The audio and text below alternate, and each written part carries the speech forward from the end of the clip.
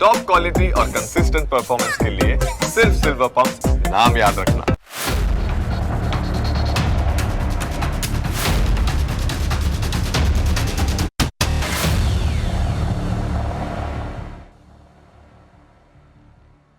નમસ્કાર, હું Janak Dave. Full stop news analysis પ્રોગ્રામમાં આપનું સ્વાગત છે.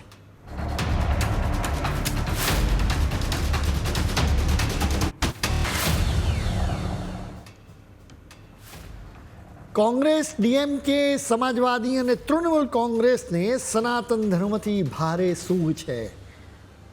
આ પક્ષોના નેતાઓ વખતો વખત એના પુરાવા પણ આપતા રહે છે. હવે તેમણે વધુ એક કરતૂત કરી છે જેનાથી તમને ગુસ્સો આવી શકે છે.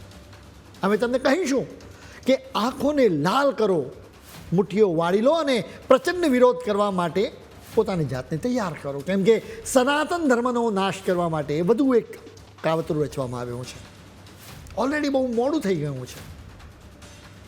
ઉશ્કેરવાની વાત નથી, પરંતુ સનાતન ધર્મના વિરોધીઓને મેસેજ આપવાની જરૂર છે કે બહુ થયું, હવે સહન થતું નથી અને અમે સહન કરીએ પણ નહીં.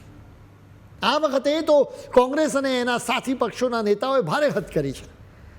તેમણે આ દેશના જજોને જ સીધી ધમકી આપી. તેમણે ધમકી આપી છે કે ખબરદાર છે, હવે પછી જો સનાતન ધર્મની તરફેણમાં કોઈ આદેશ કે ચુકાદો આપ્યો છે તો તમારી ખેર નથી. આ નેતાઓ કહી રહ્યા છે કે પુરાવાને ધ્યાનમાં ના લો, હિન્દુઓની ધાર્મિક લાગણીઓને કચડી નાખો, સનાતન ધર્મની વિરુદ્ધમાં જ ચુકાદો આપવાનો આ મેસેજ. આવો જ મેસેજ આપવા માટે કોંગ્રેસ, ડીએમકે અને સમાજવાદી પાર્ટીએ એક હરકત કરી છે. કોંગ્રેસ અને સમાજવાદી પાર્ટી જેવા જુદા જુદા પક્ષોના 107 સંસદ સભ્યોએ એક અરજી પર હસ્તાક્ષર કર્યા. લોકસભાના આ સભ્યોએ સ્પીકર ઓમ બિરલાને આ અરજી સોંપી. આ અરજીમાં એક જજને હટાવવા માટે પ્રસ્તાવ લાવવાની માંગણી કરવામાં આવી છે. આ સંસદ સભ્યો મદ્રાસ હાઈકોર્ટના જજ GR સ્વામીનાથનને હટાવવા માંગે છે. ડીએમકેના સંસદ સભ્ય કનિમોઝીએ આ અરજી બિરલાને સોંપી હતી. એ સમયે તેમની સાથે કોંગ્રેસમાંથી પ્રિયંકા ગાંધી અને ગૌરવ ગોગોઈ, જ્યારે સમાજવાદી પાર્ટીમાંથી અખિલેશ યાદવ પણ સાથે હતા. આ અરજી પર AIMIMના અસદુદ્દીન ઓવૈસી અને શરદ પવારની NCPના સુપ્રિયા સુલેએ પણ હસ્તાક્ષર કર્યા છે. હવે કદાચ તમને સવાલ થાય કે આટલા બધા સંસદ સભ્યોને આખરે આ જજ સામે શું વાંધો હોઈ શકે? આ વાંધાને સમજવા માટે થોડા સમય પહેલાંની એક ઘટના પર તમારે નજર કરવી પડે. આખી વાત તમિલનાડુની છે. આમ તો ફૂલ સ્ટોપમાં થોડાક દિવસો પહેલાં જ આ ઘટના વિશે અમે વિસ્તારથી વાત કરી હતી. જોકે આખી વાત સમજવા એ ઘટનાને જાણવી ખૂબ જરૂરી છે. તમિલનાડુમાં 3 ડિસેમ્બર એટલે હમણાં જ કાર્તિકેય દીપમ ઉત્સવ ઉજવાયો હતો. આ દિવસે તમિલનાડુમાં ખાસ દીપક પ્રગટાવવામાં આવે છે. હવે આ સમગ્ર મામલો મદુરાઈના તિરુપકુન્દ્રમ વિસ્તારનો છે. અહીં લગભગ છેલ્લા 1 સદીથી ઉચ્ચીપિલ્લીઓર મંદિરની પાસે આ પવિત્ર અવસરે દીપક પ્રગટાવવામાં આવે. આ મંદિર 6ઠી સદીનું છે. મૂળ વાત એ છે કે હિન્દુઓની આસ્થાને લીધે જ 1 સદીથી એટલે કે 100 વર્ષથી આ મંદિરની પાસે પવિત્ર દીપક પ્રગટાવવામાં આવે છે. પવિત્ર દીપક પ્રગટાવવા માટેનું મૂળ સ્થાન એ નથી, બલકે મૂળ સ્થાન તો સુબ્રમણ્યમ સ્વામી મંદિરની પાસે રહેલો દીપથૂણ સ્તંભ છે. એટલે કે અત્યારે જે જગ્યાએ દીપ પ્રગટાવવામાં આવે છે એનાથી મૂળ સ્થાન અલગ છે.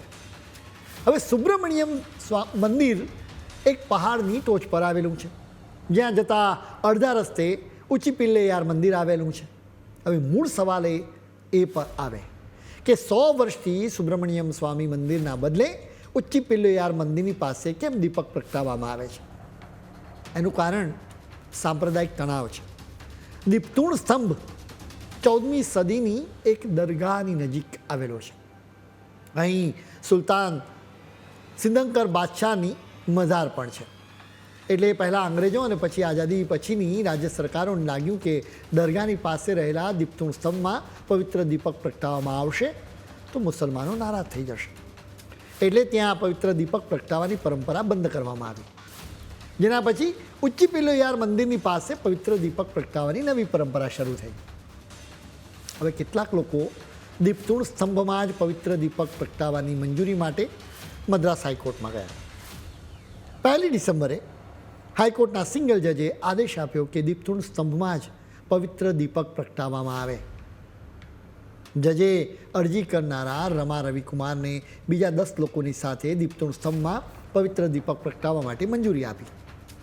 જજને પણ કદાચ ખ્યાલ આવ્યો હતો કે આ લોકોને જોખમ છે અને એટલે જ તેમણે આ લોકોનું રક્ષણ કરવાની જવાબદારી CISF એટલે કે સેન્ટ્રલ ઇન્ડસ્ટ્રીયલ સિક્યુરિટી ફોર્સને સોંપી હતી.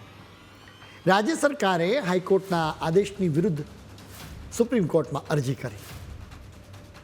હજી એનો ચુકાદો આવ્યો નહોતો. એમ છતાં પોલીસે રમા રવિકુમારના ગ્રુપને દીપતુણ સ્તંભ જતાં જ અટકાવી દીધું. એ વિસ્તારમાં બિલકુલ શાંતિ જ હતી. એમ છતાં પોલીસે કાર્તિકેય દીપમ ઉત્સવ લોકોને ઉજવતા રોકવા માટે ટોળું એકઠું થવા પર પ્રતિબંધ મૂકી દીધો. જેના પછી રમા રવિકુમાર પણ અદાલત ગયા. તેમણે આરોપ મૂક્યો કે સરકાર કોર્ટના આદેશનો અનાદર કરી રહી છે. રમા રવિકુમારે આરોપ મૂક્યો કે દીપતુણ સ્તંભમાં દીપક પ્રગટાવવા માટે મંદિરના વહીવટીતંત્રે કોઈ જ વ્યવસ્થા નહોતી કરી. હાઈકોર્ટે તમિલનાડુ સરકારની ઝાટકણી કાઢી. હાઈકોર્ટના જસ્ટિસ GR સ્વામિનાથને પોતાના આદેશમાં કહ્યું હતું કે અદાલતના આદેશનો તિરસ્કાર કરવામાં આવ્યો છે, આદેશનો ભંગ કરવામાં આવ્યો છે. રાજ્યના વહીવટીતંત્રે અદાલતના આદેશની મજાક ઉડાવવાનું નક્કી કર્યું છે. આદેશનો તિરસ્કાર કરવો એ લોકશાહીની કબરમાં છેલ્લો ખીલ્લો ઠોકવા જેવું છે. ઇન્ડિયા ગઠબંધનના નેતાઓ હવે હિન્દુઓની તરફેણમાં ચુકાદો આપનારા આ જજને હટાવવાની માંગણી કરી રહ્યા છે. હિન્દુઓ અને સનાતન ધર્મની તરફેણમાં ચુકાદો આવે તેઓ એ વાત સહન કરી શકતા નથી. આ માત્ર એક ચુકાદાની વાત નથી, બલ્કે અત્યાર સુધીનો ઇતિહાસ રહ્યો છે.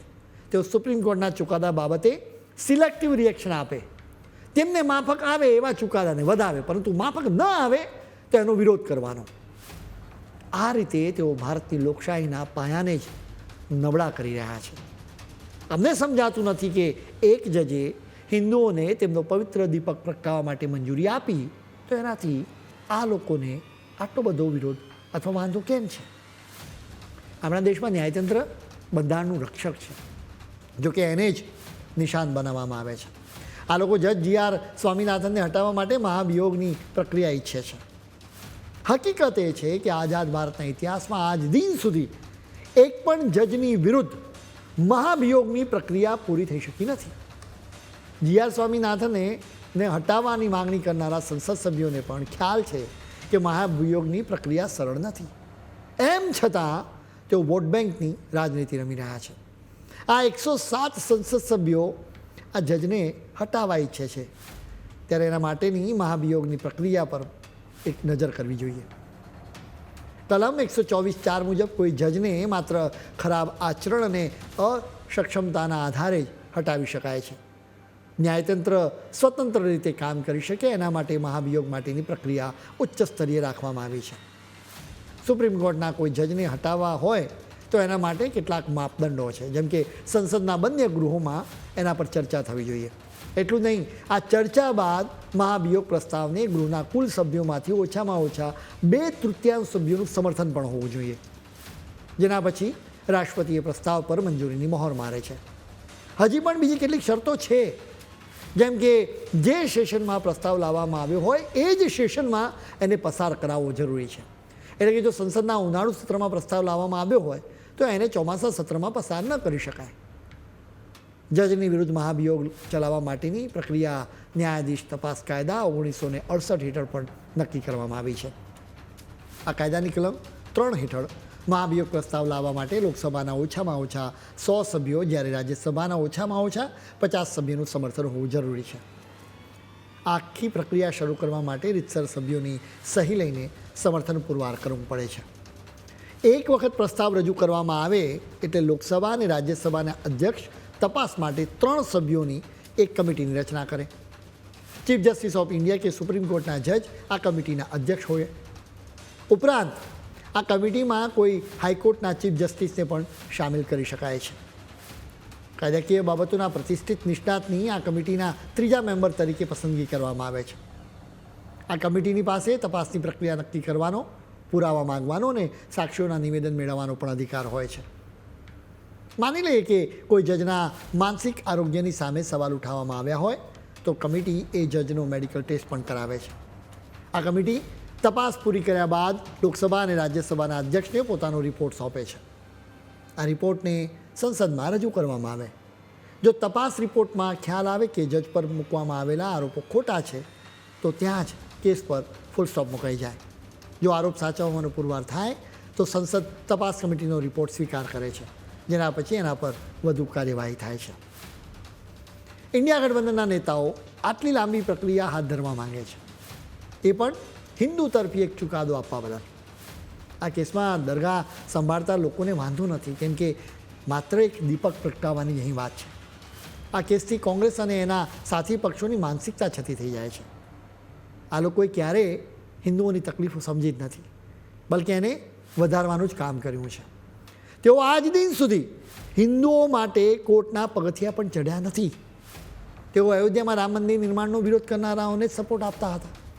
એ લોકો કાશી મથુરામાં હિન્દુઓના આરાધ્ય દેવોને પાછા અપાવવા માટે હરફ પણ ઉચ્ચારતા નથી. એક જજે હિન્દુઓની તરફેણમાં ચુકાદો આપ્યો તો તેઓ વકડાઈ ગયા છે. 107 સંસદ સભ્યોએ ઓમ બિરલાને સોંપેલી અરજી કંઈ સામાન્ય નથી. તેઓ ન્યાયતંત્રને મેસેજ આપવા માંગે છે કે ખબરદાર, જો તમે સનાતનની તરફેણમાં કોઈ ચુકાદો આપ્યો તો. દર્શક મિત્રો, તમે જ કહો, આ વાત અહીં કેટલી વ્યાજબી છે? આખી એક ઇકોસિસ્ટમ સનાતન ધર્મની વિરુદ્ધ કામ કરી રહી છે. આ જ ઇકોસિસ્ટમ દ્વારા લવ જેહાદને પણ પ્રોત્સાહન મળી રહ્યું છે.